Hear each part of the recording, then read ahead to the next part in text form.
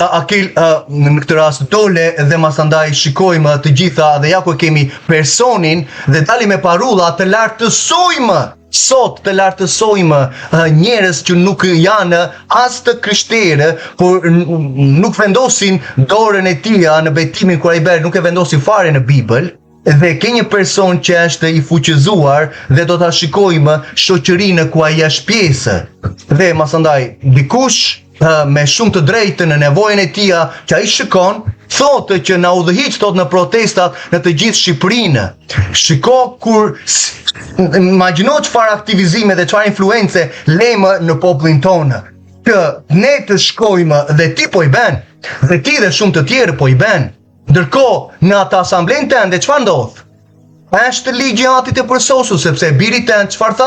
Tha tani mund të ham çdo gjë, domethënë është hequr karakteri i atit, por tani shko dhe fuqizohu nga institucionet e merr pjesë në ato shoqëritë që ke të njëjtën gjë, të kuqen me të blunë në Amerikë, skuqen me të blunë ke në Shqipëri.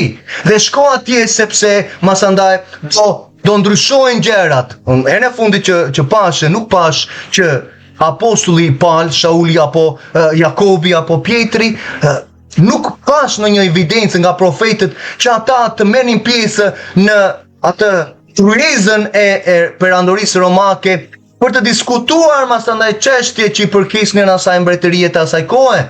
Nuk pash Danielin apo Jeremia apo Nemja, Ezran, Barukun, Ezekielin, nuk pash që të ishin ku ishin në Babiloni, që të shkonin Nebukanezarit dhe të thoshin që më fal, por tani ne duhet të jemi pjesë këtuja dhe të marrim dhe neve të kemi një zë, sepse ne jemi të na ka parapërcaktuar që neve jemi ata profetët dhe tani të shkojmë dhe ne duhet të mësojmë dhe të kemi dhe ne një zë këtu, sepse në mbretërinë tënde ka disa aspekte që nuk po shkojnë mirë. Shkrimi thotë, kur një komb harron rrugët e atit, paudhësia e errësira mbulon vendin.